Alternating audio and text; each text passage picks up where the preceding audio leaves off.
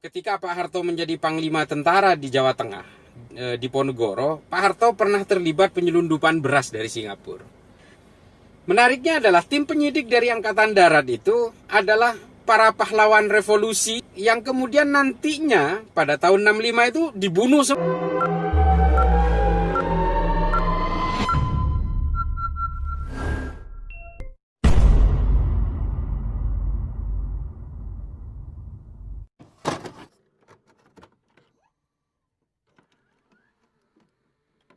Assalamualaikum warahmatullahi wabarakatuh. Tentunya kita masih ingat siapapun yang pada dekade tahun 80-an hingga 90-an mengalami masa SD, SMP atau SMA. Waktu itu ada pelajaran namanya PSBB, Pendidikan Sejarah Perjuangan Bangsa. Namun apa yang kita dapatkan saat itu memang seperti halnya sejarah-sejarah yang lain, memang itu versi Orde Baru, tidak ada versi lainnya. Memang semua sejarah yang kita dapatkan dalam masa-masa sekolah ketika tahun 80-an hingga tahun 90-an itu adalah versi-versi Orde Baru. Apabila ada versi yang lain tentu saja akan dibungkam. Misalnya ada sejarah versi lain tentang G30 SPKI, buku-buku lain, literatur-literatur lain sebagai pembanding memang kemudian dipeti eskan, tidak boleh beredar dan betul-betul dirahasiakan, seperti kesaksian Subandrio tentang G30 SPKI dan juga termasuk pleidoy dalam Mahkamah Militer Kolonel Abdul Latif ketika dalam persidangan dia banyak bercerita tentang G30 SPKI. Belum pernah kita dengar pada saat itu, tapi belakangan setelah Pak Orde Baru tumbang, bermunculanlah berbagai literatur, berbagai versi yang akhirnya menjadi diskursus sejarah yang sangat menarik di negara kita. Kisah ini menjadi sangat menarik karena pada akhirnya kisah ini kemudian dikutip oleh Cornell Paper dan juga dikutip oleh beberapa literatur sejarah lainnya yang ternyata mempunyai efek domino hingga kepada pergantian kekuasaan dari Pak Karno kepada Pak Harto. Jadi kisah itu diawali ketika Pak Harto menjadi Panglima Tentara di Ponegoro di Jawa Tengah. Kisah ini sebenarnya tentang perselisihannya dengan Jenderal Ahmad Yani. Ketika Pak Harto menjadi Panglima Tentara di Jawa Tengah, di Ponegoro, Pak Harto pernah terlibat penyelundupan beras dari Singapura.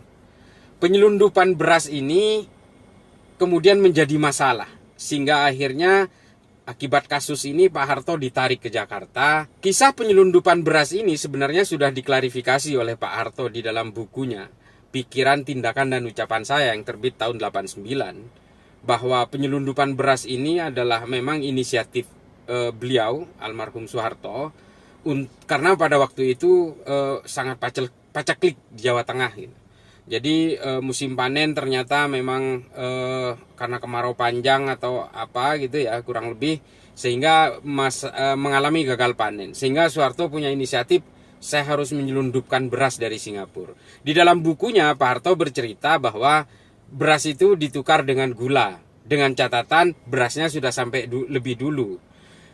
Masalahnya memang kemudian menjadi tanggung renteng. Sejarah ini menjadi menarik karena yang Pak Harto dalam penyelundupan itu melibatkan dua orang yang sudah almarhum, Allahyarhamnya. Salah satunya adalah Pak Bob Hasan, anak angkat dari Jenderal Gatot Subroto. Yang satu lagi adalah Lim Sio Leong. Yang menjadi menarik adalah penyelidik dari Angkatan Darat sendiri itu semuanya adalah perwira-perwira yang tentunya kita kenal pada akhirnya sebagai korban keganasan G30 SPKI. Ini yang menjadi menarik dan kemudian diulas secara panjang di dalam Cornell Paper. Cornell Paper itu sendiri adalah sejarah tentang G30S yang mengatakan bahwa pada dasarnya G30S ini adalah perpecahan di dalam tubuh Angkatan Darat yang sebenarnya tidak melibatkan PKI seperti yang selama ini digambarkan.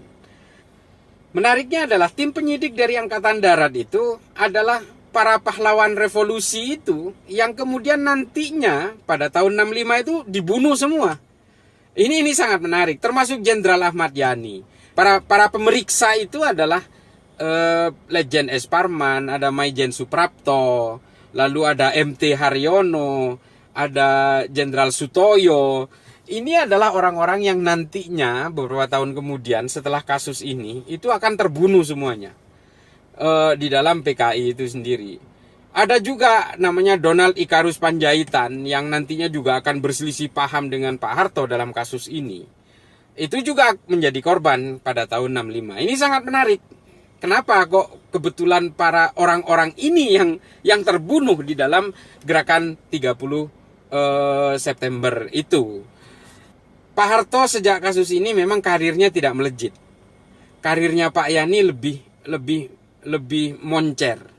Bahkan ketika itu, pada tahun-tahun sekitar itu, ini menurut Cornell Paper, karena Cornell Paper ini menggunakan basis probabilitas. Ketika itu sudah santer terdengar bahwa Pak Yani akan menjadi penggantinya Pak Karno. Ini sangat menjadi luar biasa.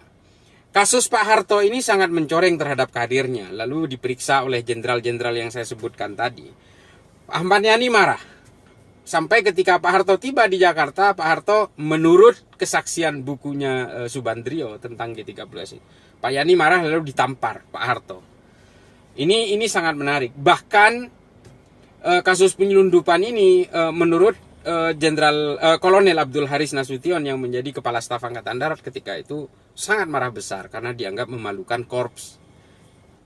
Tapi akhirnya semua itu selesai dengan kekeluargaan hingga akhirnya Bapak angkat Pak Bob Hasan, Jenderal Gatot Subroto akhirnya menyelamatkan Pak Harto. Namun Pak Harto akhirnya tidak menjabat sebagai Panglima di Jawa Tengah. Dia hanya diselamatkan dari kasus itu. Ini mengenai kebenaran kasus ini dalam konteks begini. Apa betul Pak Harto melakukan itu demi menyelamatkan rakyat yang merasa karena gagal panen, atau memang di situ ada tujuan lain? Yang jelas kurang lebih sekitar 200 truk beras itu memang betul-betul datang karena diselundupkan oleh Pak Bob Hasan dan Lim Sio Leong, yang nantinya dua pengusaha ini akan terus mengikuti Pak Harto hingga betul-betul menjulang. Bahkan Pak Harto hingga meninggal, bahkan hingga hari ini keduanya sudah meninggal, tapi bisnisnya betul-betul menjadi luar biasa. Pada akhir dekade tahun 50-an, akibat kasus itu Pak Harto betul-betul tenggelam. Lalu Jenderal Abdul Haris Nasution digantikan oleh Jenderal Ahmad Yani sebagai Kepala Staf Angkatan Darat. Pak Harto masuk ke Seskoad.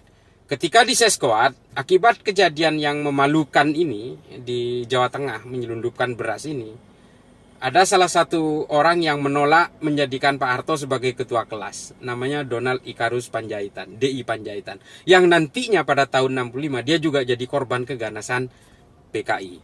Nah, kita kemudian menghadapi G30S PKI tahun 65. Ini memang pada akhirnya kita sudah terbiasa mendapatkan versi sejarah itu dari Orde Baru. Selama 32 tahun masa rezim Orde Baru itu berkuasa, sejarah itu memang hanya satu versi. Versi yang lain selalu disumpal gitu. Dalam pledoi Kolonel Abdul Latif dalam persidangannya, banyak hal yang terungkap sebenarnya, tapi memang tidak pernah disuarakan dalam masa Orde Baru. Cornell Paper sudah menulis itu dalam beberapa tambahan-tambahan pada tahun berikutnya. Karena Cornell Paper ini diterbitkan 3 tahun setelah peristiwa 65. Lalu persidangan Kolonel Abdul Latif itu dilakukan pada tahun 70 akhir. Lalu kemudian oleh Benedict Anderson, keterangan-keterangan tambahan dari hasil persidangan pledoi dari Kolonel Abdul Latif lalu ditambahkan kemudian. Jadi Cornell Paper ini sebenarnya tidak satu versi, dalam pengertian bukan dalam, ada beberapa tambahan-tambahan yang disusulkan kemudian karena memang peristiwa sejarah selalu mengalami revisi-revisi karena pelaku sejarahnya masih hidup ketika itu. Kolonel Abdul Latif bercerita di dalam pledoinya bahwa dia sudah menyampaikan ke Pak Harto bahwa akan ada penculikan para jenderal itu. Ini keterangannya Kolonel Abdul Latif. Yang ini pun juga dibantah oleh Pak Harto. Di Cornell Paper ini semuanya dirangkaikan menjadi satu yang memang kemudian menyisakan salah satu konklusi di dalam Cornell Paper sendiri bahwa G30 SPKI sepenuhnya bukan hasil kerja PKI. Tapi memang sejarah ini adalah soal pencatatan-pencatatan dan kejujuran-kejujuran para pelakunya. Biasanya ketika sejarah-sejarah itu mengalami kontroversi, memang selalu dibantah dan menjadi pro kontra. Nah, kita semua pada akhirnya tahu pada tahun 65, semua jenderal-jenderal yang sudah saya sebutkan tadi, yang kita kenal sebagai 7 pahlawan revolusi itu semua adalah orang-orang yang terlibat dan juga orang-orang yang memang waktu itu menenggelamkan Soeharto. Ini sangat menarik dan Cornell Paper menulis itu dengan jelas.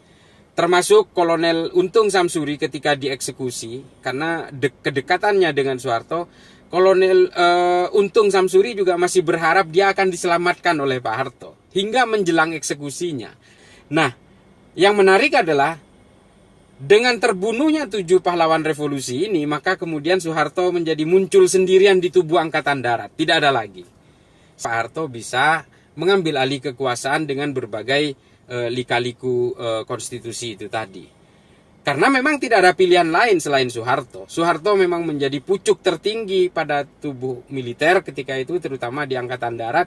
Memang tidak ada lagi. Semua jenderal-jenderal yang berada di atasnya dia, termasuk Jenderal Ahmad Yani, yang memang dari awal sudah digadang-gadang akan menggantikan Pak Karno, sudah terbunuh pada G30 SPKI.